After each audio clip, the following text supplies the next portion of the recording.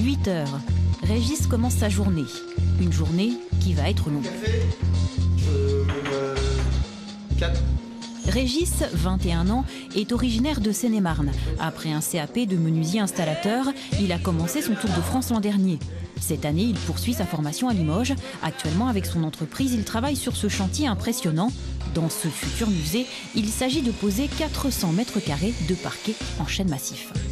Le Tour de France, déjà, c'est réputé pour la qualité du boulot, par le fait que c'est de la transmission de savoir. Ça, c'est le plus des compagnons. Ouais, surtout le voyage aussi, parce que le fait que l'année dernière, j'étais à Grenoble, j'aurais jamais pensé faire de chalet de ma vie, ou de travailler dans un chalet avec 50 cm de neige jusqu'aux genoux, aller poser des fenêtres dans des conditions extrêmes ou quoi, c'est le top, quoi. Faire du monument comme ça, j'aime.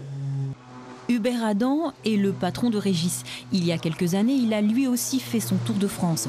Pendant un an, il transmet aux jeunes ouvriers itinérants son savoir-faire de compagnon. Tu vas pouvoir l'emboîter, tu le redescends et tu la ramènes. Quand on est compagnon, patron-compagnon comme vous, vous transmettez quoi aux jeunes? Je leur transmets quand même plusieurs choses. Déjà, bien sûr, le métier. Et il y a aussi l'esprit aussi que j'aime bien aussi du compagnonnage. Entre aussi, ils s'entendent très bien avec les autres corporations. Et il y a une très bonne ambiance sur les chantiers. À quelques kilomètres de là, Bram démarre sa journée. Bram appartient à la Société des menuisiers et serruriers du devoir de liberté. L'an dernier, après 5 ans de Tour de France, il a été reçu compagnon. Depuis, il travaille pour une entreprise limousine. Désormais, il intervient sur des chantiers de prestige comme ici, où il fabrique des meubles et des boiseries sur mesure. Aujourd'hui, il fait le bilan de son Tour de France. Ça m'a apporté de voir différentes façons de faire dans différentes villes. Toujours différentes situations, voilà. Mais tu n'aurais pas pu le faire dans un autre contexte, avec une formation, une autre formation, ça n'aurait pas été possible? Ça peut être faisable, mais le fait qu'on soit un groupe et qu'on fasse les cours ensemble et tout ça, ça nous maintient dans une forme de motivation. Ça nous emmène jusqu'au bout. Voilà. Ça t'a apporté l'assurance. Oui.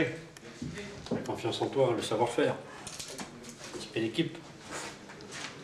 Non? Ah si, bien sûr. L'élévation, l'homme. Donc là, regarde, comme ça, on a juste à percer l'autre pile poil, ça passe derrière. C'est bon. Très bien. Dites donc, vous en parlez bien, monsieur, vous, du Tour de France, vous êtes compagnon? Eh non. Moi, malheureusement, je n'ai pas fini mon Tour de France. Tour de France avorté au bout de 3 ans. Pour des raisons à l'époque militaires.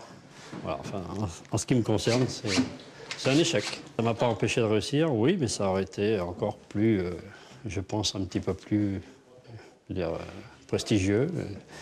J'aurais vu d'autres gens. Voilà, j'aurais pu voyager aussi.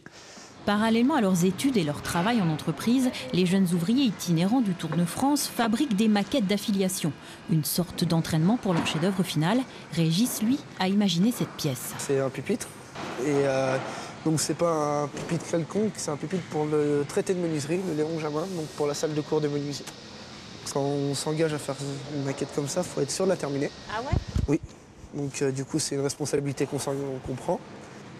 L'engagement, la persévérance, l'excellence sont généralement assimilés au compagnonnage. Voilà pourquoi, pour les ouvriers itinérants, trouver un emploi est souvent plus facile. Ça peut aider, mais on ne le met pas dans notre CV. On ne met pas qu'on est compagnon dans notre CV. C'est quelque chose qui nous appartient, oui. On s'en vante pas. Après, il faut le montrer par le travail, voilà.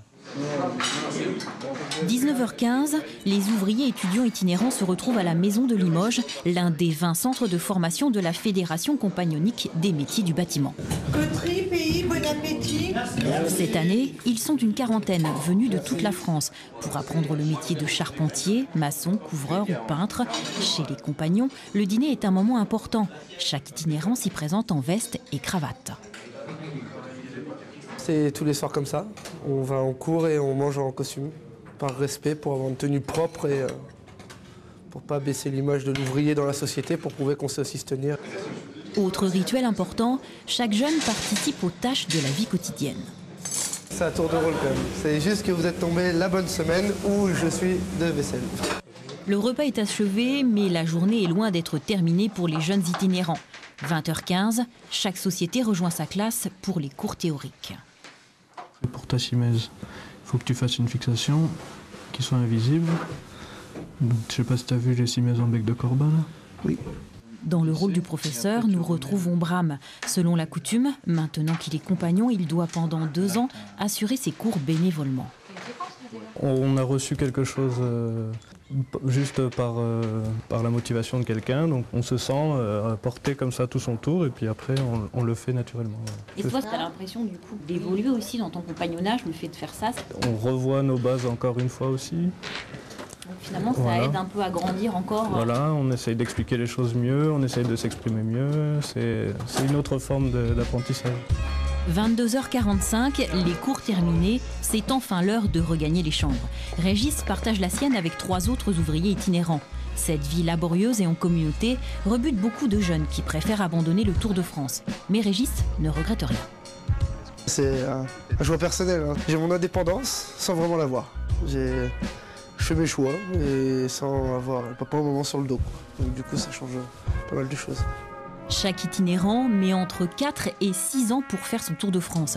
Au bout de ce long apprentissage, il y a l'aboutissement, le chef-d'œuvre de réception. Certains sont réunis ici, dans le musée de la Fédération, et retracent l'histoire du compagnonnage. C'est l'école de la vie.